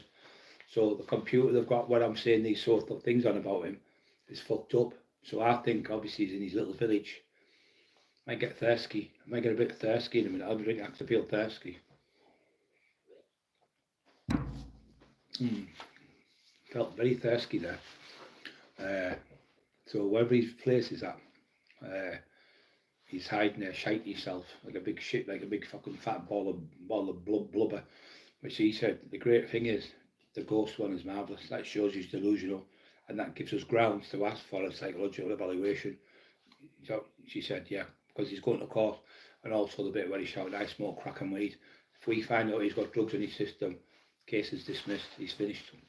But no way, as soon as they see that where he's shouting, I smoke crack and weed, and they see the bit where he's talking about the ghost, and they see the bit where he's called me a spack and a retard and offering me out over 1,000 times with different people and threatening me, they said they'll just kick the case out because it'd be like tit for tat. He's done work, you're the one who's in danger, and he's also saying I'm involved in murders of certain people in Newcastle. Well, it sounds like he's putting your life more in danger than you are putting his in danger. So we'll try to pretend there was involved certain shootings and murders in Newcastle, which was all fucking shit, making it up. But it's all gone sour for you, hasn't it, you idiot? Because that many people, no one believes you. And you've been crying wolf and wolf and wolf and wolf for fucking years. It's out the back. That many people you've had locked up. That many people you've had, like I say, Steve Mack, Carl Walker, me, 6-7 times, Terry Dicko 5 times, Emma 4 times, Steve Mack, Steve Shannon, Groville, you had him locked up. Marie House, you had her locked up. You tried to get Peter Duffy locked up, Lee Duffy's son. You tried to get Kev Kilty's 2 sons locked up. You got Dale Brendan Hyde locked up. You also tried to get fucking Simon Amber locked up, but they never locked him up. You got locked up, so you got locked up. Terry Dicko, you got Terry knocked up 5 times, you sent the police to Terry's house, and he got no further action. You're just a snivelling little snitch. You're great at shouting your mouth off, and as soon as people start shouting back at you or do things back to you, you don't like it.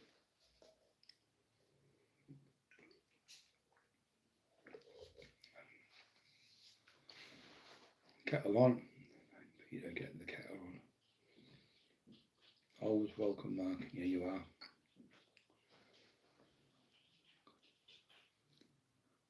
You just go and, Jamie, go and sniff your brown. Go and sniff your brown. Are you still seeing the renty lads? The renty lads, are you still seeing them? You was telling me all about the kid on the thingy, the clubs he goes to down there. We all know what clubs you go to because the man's seen you going in them. Sniffing cocaine off the church, in the church where the fucking craze were. I think they were christened there or something in the fucking church doing that. Disgusting. He's fucking despicable. He said, I sacked him. I want nothing to do with him, and everything he's told me about you and Emma's lies. I've seen all the stuff he's been doing. I've seen all the stuff from his phone and everything because he's obviously been sat with him. And he's seen him sending messages, so he knows what he's been doing now. He said, I can't apologise enough. I said, listen, mate, he's conned that many people. So when he did it to Vulture as well, Vulture fucked him off. He said, call Brian, I'll do the book with you and I'll do the documentary. He went, call Brian. Oh, we got Brian Cockerill. Went, get the fuck away from me. No, you are a little earworm, you. You're in people's ears. You're a fucking horror, you are. Get away from him. I've known that man for it since he was 8-year-old. 50 fucking years I've known Brian. And you want me to call him, fuck off. And the Tobins were calling me, said, I went and seen Billy and Philly. They went, Brian, we haven't said a word. It's him making it up, pretending we've been calling you. We haven't said a thing. Then I seen Mick Sorby, went, Brian, I've known you since you were fucking 6-year-old. You're like a son to me. I love you all the world. He said, I'm glad you phoned us now. He said, I've never called you, it's him, pretending to be me. Fucking, and Paul Bennett phoned Paul, I've never phoned, text you now, it's him, pretending to be me. That was Terry Dicko, Carol Edwards was getting threatened, it was him, pretending to be Terry. He's fucking vile he is. He's been doing it for years and getting away with it, but now the game's up. He'll top himself, that cunt, because he's had nothing left. She'll fuck him off. Because he's just money orientated there. When the money's gone, she'll fuck him off. Said it from day one. Very thirsty. Thirsk.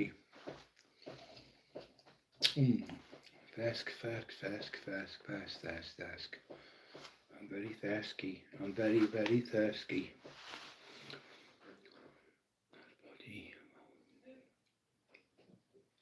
Oh, Julie, how you need the potty mouth wash now. Soap, peanut mouth.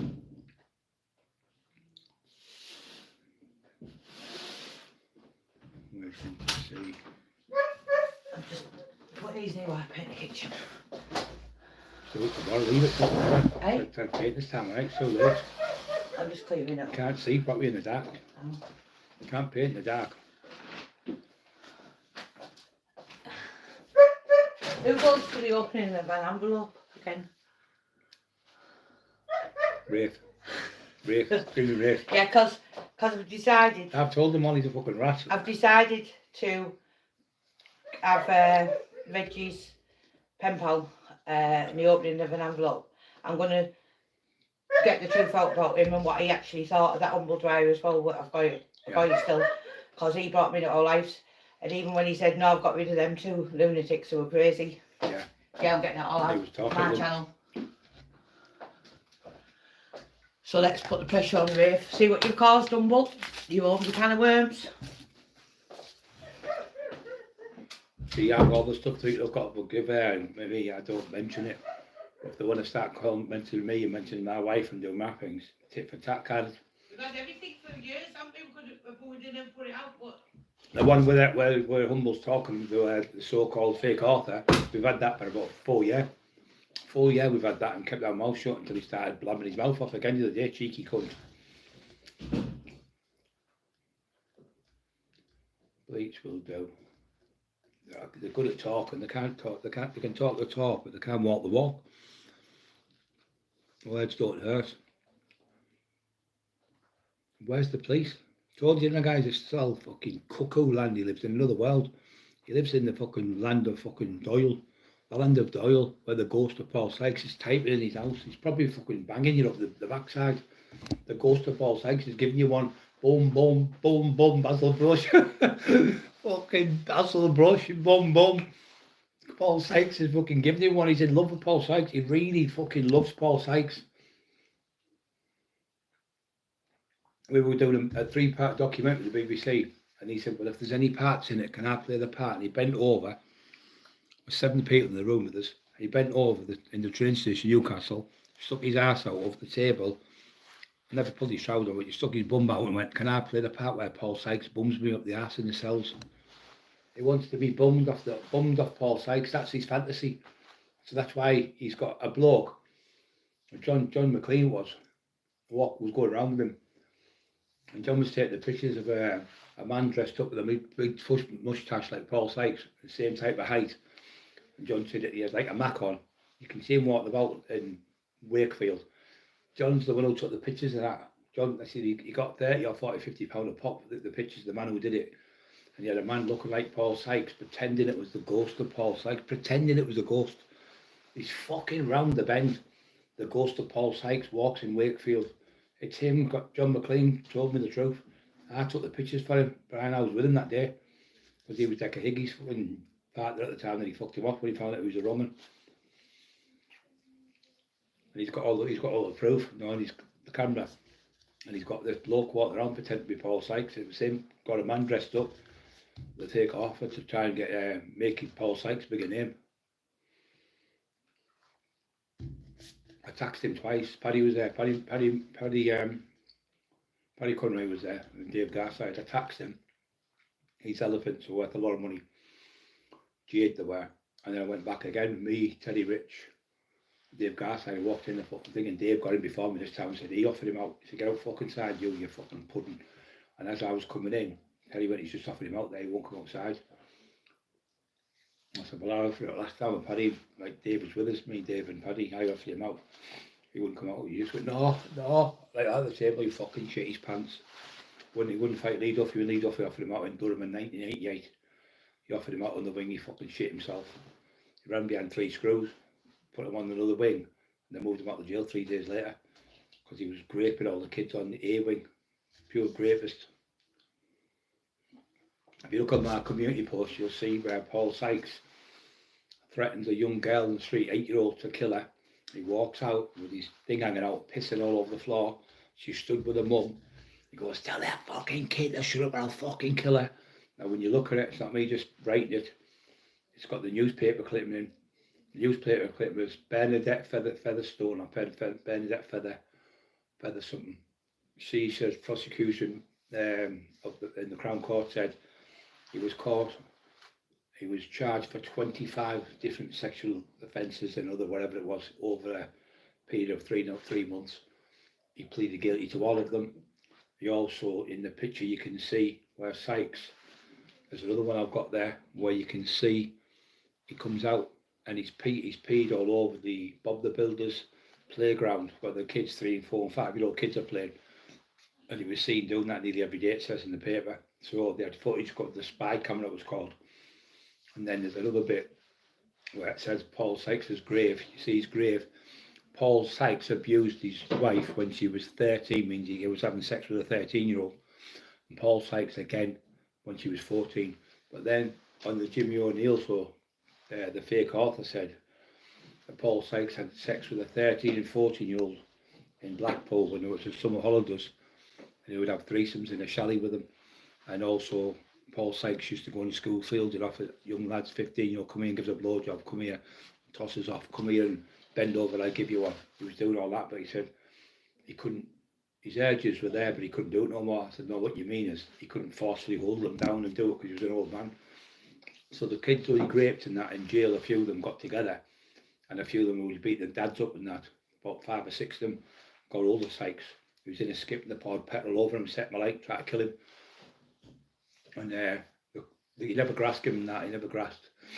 And later on, they used to put shit on him, crack eggs on his head because all the evil things. So Peter Fury, Tyson Fury's uncle, said, and Johnny Nelson from Sheffield said, Sykes died the most horrific death anyone could ever imagine how bad it was in his last few years.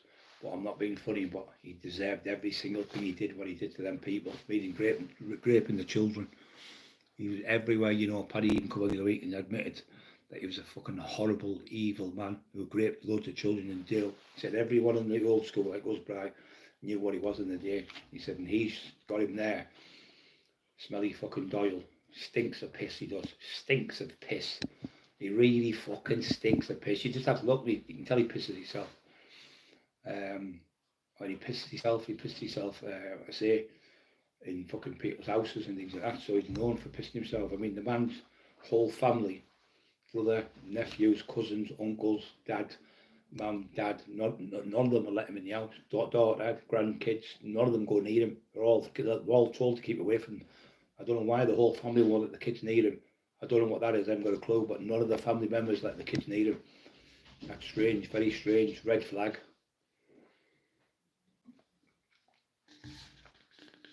His nephew come to see us when I was in hospital, and he stood there, Maniac was with him. He worked for the Beep, he worked for the Middlesbrough football ground, and he went, he's away with the fairies. He was diagnosed when he was a kid, 6-year-old with schizophrenia. He's a nutcase, he said. His dad threw him out, his mum won't have him, locks the door when she sees him coming down the street. He's not allowed to go in the house. His nephew, his cousin, his sister's boyfriend, his brother-in-law's knocked him out 3 times. He said he thinks he can have a fight, he can't fight no one. By Julie's, 186 hour. Rumours going around Paul abuse sharks. Yeah, it's true. That's another one. He's in the city. What we were saying is, punch a shark with your ear hole, and it'll just swim away. But you can't punch a shark in the ear hole because a shark's ear is inside its cranium, which is inside your brain. So you can't our ears are ear like that. Theirs are inside the cranium. So it was impossibility to punch a shark in the ear. So it was just made up. But he's got him fighting a shark. That stupid cunt. That scruffy, smelly, pissed the bed. Pissed the bed. Pissed the settee. I came in one down there and I could smell this piss and I went, oh fucking hell, the dog's peed all over Jamie. He went, oh no, she always does it. Called her Georgia. She was a little Staffordshire Bull Terrier, I think she was. Yeah, Staffordshire Bull Terrier. And he blamed the fucking dog. And it was him. He pissed all over the fucking settee because his wife told me, she went, oh, Tim who pisses the fucking thing, it's not the dog, it's him. He gets that drunk and that many tablets and he's up with his fucking nose stiff and that many and take them blue diazepam things all day long at night. Yeah. Watched on the Jimmy O show what he said needs to be put in the mental hospital. Yeah, you're right, mate. You're fucking right. I told you there you are. There's somebody watched it on there, the Jimmy O show. If you watch the Jimmy O show, which is on here, there, to get that name off there, it's called the Jimmy O show. And putting his name, Jamie Doyle, his real name, his second name, obviously didn't start with a D, starts with another letter. And put in the Jimmy O show, Jamie Doyle speaks about Paul Sykes, and you'll go in there and I'm telling you, you'll fucking turn your stomach. You'll balk your guts up what he's saying about kids and stuff. You'll completely be sick as a dog. And that's the day I fucked him off because my brother got raped as a kid and he hanged himself later in life. So I texted him, I couldn't even phone him, I texted him, I went, don't you ever fucking speak to me again, you fucking animal. You fucking beast, you knew what that man was. And all this time you're bullying him up, you fucking horrible thing. And he went, W-O-W, wow. That was his text to me. I went, go fuck yourself. Never bothered him again. Piece of shit. Laughing at children being raped. Laughing at kids being raped. Laughing at children, 13, 14-year-old being, oh no, they give consent. He was 31-year-old and the kids were 13, 14. He thinks that's it's okay. Fucking an animal. Then he's, like I say, his wife. And then he said, some things I couldn't put in the book. It's called Jimmy O Show. The Jimmy O Show. Jamie Doyle talks Paul Sykes. He's sat there with loads of money, like it's only a picture of him, but he's on there. You can hear the real Jamie on there. You fucking listen to that and you'll hear the real animal he is.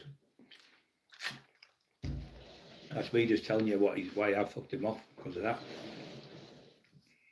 Yeah, he's fucking horrible. That day I finished with him after that. I thought I can't be doing this. It's making me sick, making me ill sitting next to somebody like him.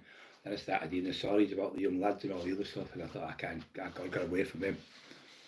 It's coming out from everywhere, from Newcastle, from London, everything about what he's doing with people, copying Sykes's disgusting, vile, sexual things that he did. Not for me.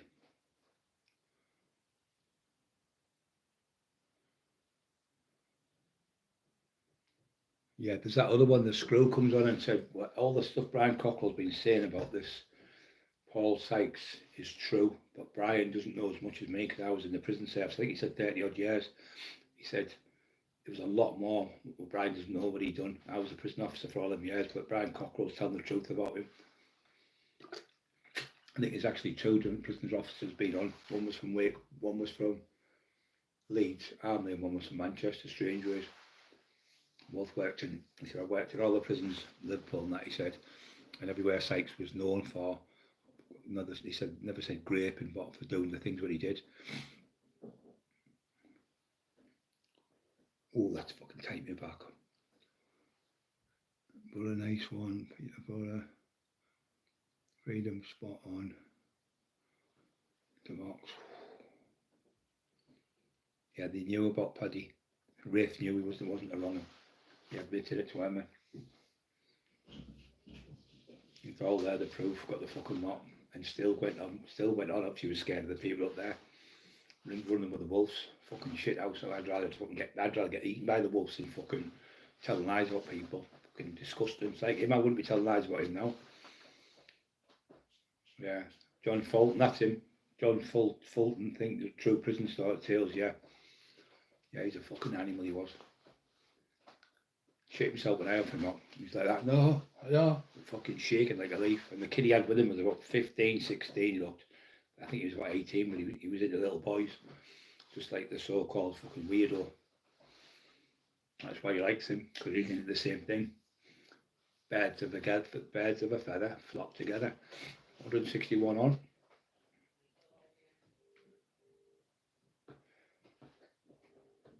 Right, I'm going to go, guys. My back's fucking killing me now. I'm going to shoot. Thanks very much for being on. I appreciate it. Oh, I'm going to have to turn that off. I don't know how to do it.